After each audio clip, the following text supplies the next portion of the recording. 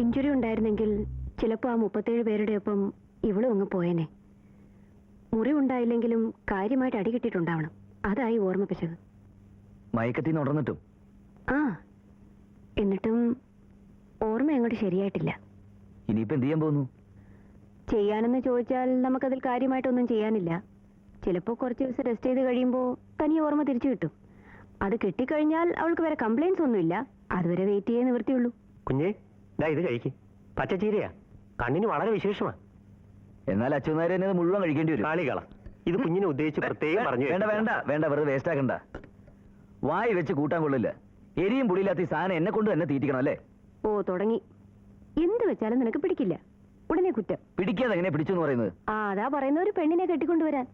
പിന്നെ ഈ കുറ്റം പറച്ചിൽ കേൾക്കണ്ടല്ലോ. ഓ, അതൊട്ട് ചെയ്യുകയില്ല. തൊട്ടതിലൊക്കെ ദൂഷ്യവും. നിന്റെ സ്വഭാവം. ഞാനൊന്നും പറഞ്ഞില്ലേ. ഇങ്ങോട്ട് ഇങ്ങോട്ട്.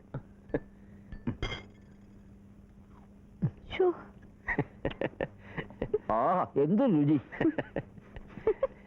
അയ്യടാ.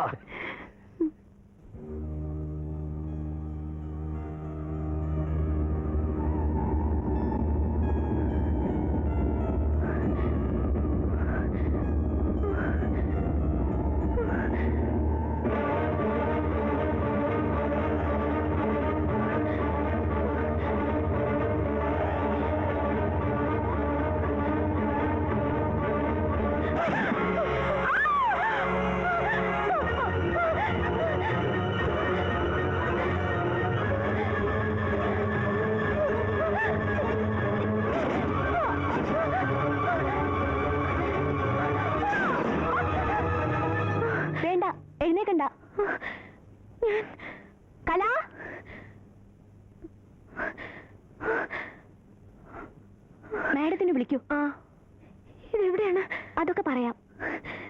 നിങ്ങൾക്ക് ആരാണ്? കുട്ടി കിടക്കൂ. വേണ്ട. രാവിലെ 1-2 പ്രാവശ്യം ഉറക്കം ഞെട്ടുന്നുണ്ടായിരുന്നു. പക്ഷെ ഇപ്പോഴാ എഴുന്നേറ്റിരിക്കുന്നത്. സെഡേറ്റീവ്സ് പിന്നെ കൊടുത്തു? ഇല്ല, ഇനി കൊടുക്കണ്ട. ശരി ഡോക്ടർ.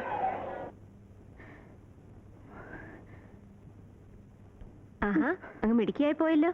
തനിച്ച് എഴുന്നേറ്റിരുന്ന് കളഞ്ഞല്ലോ. എന്താ ഇങ്ങനെ വല്ലാതെ നോക്കുന്നത്? ഇന്നലെയും കൂടെ നമ്മൾ തമ്മിൽ കണ്ടല്ലേ?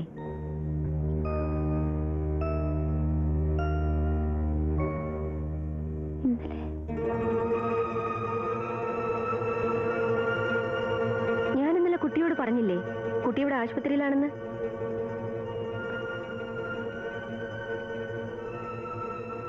കണ്ടു. ഇപ്പൊ എനിക്ക് മനസ്സിലായി. ഡോക്ടറല്ലേ? ആ, അത് തന്നെ. ശരത്തിനെ ഒന്ന് വരാൻ പറ. മാഡം. മോളൊന്നുകൊണ്ടും പരിഭ്രമിക്കണ്ട. ഞങ്ങളൊക്കെ ഇല്ലേ ഇവിടെ. ഇനി നമുക്ക് മോളുടെ ബന്ധുക്കളൊക്കെ വിളിച്ച് വിവരം പറയാം. എനിക്ക് ഈ ഹോസ്പിറ്റലിന്റെ മാനേജർ ഇപ്പൊ വരും. എന്റെ മോനാ മാനേജർ. മാനേജറിനൊന്നും കേട്ട് പരിഭ്രമിക്കണ്ട. മോളുടെ അഡ്രസ്സും ഡീറ്റെയിൽസും ഒക്കെ അവൻ എഴുതിയെടുത്തോളും. ബാക്കിയൊക്കെ ഞങ്ങൾ നോക്കിക്കോളാം. ഏറ്റവും ചുരുങ്ങിയ സമയത്തിനുള്ളിൽ നമുക്ക് മോളുടെ ആൾക്കാരെ ഇവിടെ വരുത്താം, കേട്ടോ? ആ, മോളുടെ പേരെന്താ? എന്താ മോളുടെ പേര്?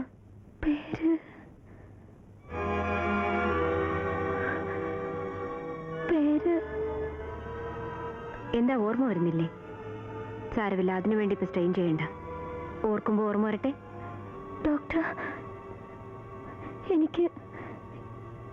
എനിക്കെന്റെ പേര് ഓർക്കാൻ പറ്റുന്നില്ല. ഇത്ര നേരം ഞാൻ അത് തന്നെ ട്രൈ ചെയ്യായിരുന്നു. എനിക്കെന്റെ പേരെന്താണെന്ന് അറിയില്ല.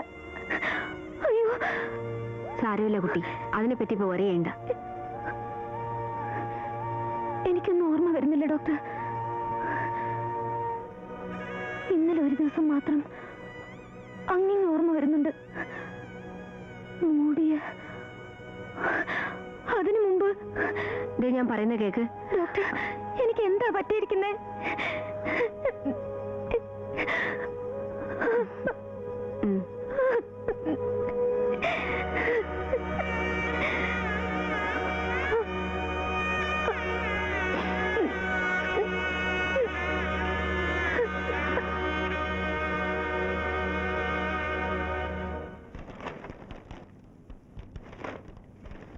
ഇന്നൊന്നുമില്ല. ഞാൻ നോക്കി. പകരം ഹിമാചൽ പ്രദേശിൽ എവിടെയോ ഒരു ബസ് 52 പേരെ കൊണ്ട് ഒലിച്ചു പോയിട്ടുണ്ട്. കണ്ടു. 3-4 ദിവസത്തേക്ക് അതായി. ഇനി ഈ ആക്സിഡന്റിനെ പറ്റി എല്ലാവരും മറക്കും. ആ പെൺകുട്ടിയുടെ കാര്യമാ. ഇപ്പൊ എങ്ങനെയുണ്ട്? അതൊരു കുഴഞ്ഞ കേസാണെന്നാ തോന്നുന്നേ. എങ്ങനെ? അവക്കൊന്നും ഓർമ്മയില്ല അപ്പു. വീടോ നാടോ സ്വന്തം പേരോ. I think it's a case of amnesia. അതിനാണിങ്ങനെ. ഇന്നലെ നീ ആ സൈക്കാട്രിസ്റ്റ് തരിയനുതുപ്പിനെ വിളിച്ചോണ്ട് വന്നില്ലേ? അങ്ങേരും അത് തന്നെയാ പറഞ്ഞത്. അതിലേറ്റവും കഷ്ടം അവൾക്ക് അവളുടെ കണ്ടീഷനെ പറ്റി അറിയാവുന്നുള്ളതാണ്. ഇപ്പോഴും കരച്ചിലാണോ? കരച്ചിൽ നിന്നു. ഇപ്പൊ ആകെ മ്യൂട്ടായ ഒരു ഇരിപ്പാ. ഇടയ്ക്കിടെ കണ്ണു നിറയും. എക്സ്ക്യൂസ് മീ, ഒരു ഫോട്ടോ എടുക്കണമായിരുന്നു, പത്രത്തിൽ കൊടുക്കാനാ.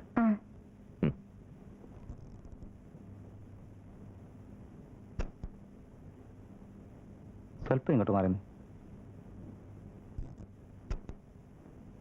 2 മതി, പ്രിന്റ് ഇപ്പം എത്തിക്കാം. ഇനി ഈ ഫോട്ടോസ് കണ്ടിട്ട് ആരെങ്കിലും വരണം. വരും, എല്ലാ പത്രത്തിലും നമ്മൾ കൊടുക്കുന്നുണ്ട്. ഇവിടെ ഡോക്ടറാണോ? അല്ല, ഞാൻ ഈ ഹോസ്പിറ്റലിന്റെ മാനേജരാ, ഡോക്ടർ സന്ധ്യയുടെ മകൻ. ഡോക്ടറാകാൻ വേണ്ടി എന്നെ മെഡിക്കൽ കോളേജ് വിട്ടതാ, മണിപ്പാൽ. 7 കൊല്ലം അവിടെ കിടന്ന് ഉഴപ്പിയിട്ട് അവസാനം ഡിഗ്രി എടുക്കാതെ ആ കളി അവസാനിപ്പിച്ചു. ജൂനിയേഴ്സിനെ റാഗ് ചെയ്ത് അവസാനം അവന്മാര് തിരിച്ചിങ്ങോട്ട് റാഗ് ചെയ്യാൻ തുടങ്ങിയപ്പോ സ്ഥലം ഒഴിഞ്ഞു കൊടുത്ത ടീമാ. ഈ മുറിയിൽ ഇങ്ങനെ എപ്പോഴും ഒറ്റയ്ക്ക് അടച്ചുമൂടിയിരിക്കണ്ട, പുറത്തിറങ്ങി നടക്കാൻ കേട്ടോ. വിളിക്കാനൊരു പേരില്ലാത്തതിന്റെ ബുദ്ധിമുട്ട് ഒഴിവാക്കാനായി ഞാനൊരു പേര് കണ്ടുപിടിച്ചിട്ടുണ്ട്. മായ. മായ? ആ, ഇഷ്ടപ്പെട്ടില്ലെങ്കിൽ പറയണം, മാറ്റാം. ഇഷ്ടപ്പെട്ടു. എന്റെ ഇപ്പോഴത്തെ അവസ്ഥയ്ക്ക് പറ്റിയ പേര്. Thank you.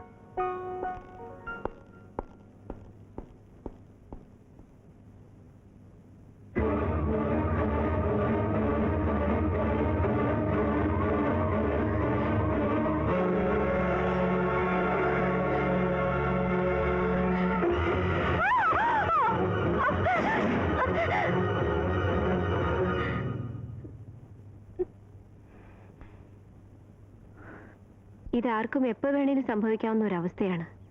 ഇതുമാതിരി ഒരു ആക്സിഡന്റ് കഴിഞ്ഞാൽ നാളെ ചിലപ്പോൾ എനിക്ക് പോലും. ഞാൻ ഇതുമായിട്ട് പൊരുത്തപ്പെടാൻ ശ്രമിക്കുക ഡോക്ടർ. പക്ഷേ ഇങ്ങനെ ഇനി എത്ര കാലം എന്ന് ആലോചിക്കുമ്പോൾ തൽക്കാലം ആ വഴിക്കൊന്നും ചിന്തിക്കണ്ട. അതായത് ഇപ്പൊ സിനിമ എന്ന് പറഞ്ഞാലും നാടകം എന്ന് പറഞ്ഞാലും എന്താണെന്ന് മായക്കറിയാം അല്ലേ? അറിയാം. പക്ഷെ കണ്ട ഒറ്റ സിനിമയോ നാടകമോ ഓർമ്മയില്ല. അതെ, അതാണ് ഈ അസുഖത്തിന്റെ പ്രത്യേകത. പോയ ദിവസങ്ങൾ പോട്ടെ എന്ന മട്ടിൽ പുതിയൊരു ജീവിതം നേരിടാൻ തയ്യാറാണെങ്കിൽ കുട്ടിക്ക് പ്രശ്നങ്ങളൊന്നുമില്ല. പക്ഷെ അത് പെറുക്കി കൂട്ടിയേ കഴിയൂന്ന് നിർബന്ധം പിടിക്കാൻ തുടങ്ങിയാൽ സംഗതി ബുദ്ധിമുട്ടാവും. പക്ഷേ എന്റെ സ്ഥാനത്ത് ആരായാലും അതറിയാൻ ശ്രമിക്കില്ലേ ഡോക്ടർ? എല്ലാവരെയും പോലെ എനിക്കും അമ്മ, അച്ഛൻ, സഹോദരങ്ങൾ, വീട്, കൂട്ടുകാരെല്ലാം ഉണ്ടെന്ന് എനിക്കറിയാം. പക്ഷെ അവരെ ആരെയും ഓർക്കാൻ കഴിയുന്നില്ലെന്ന് വന്നാൽ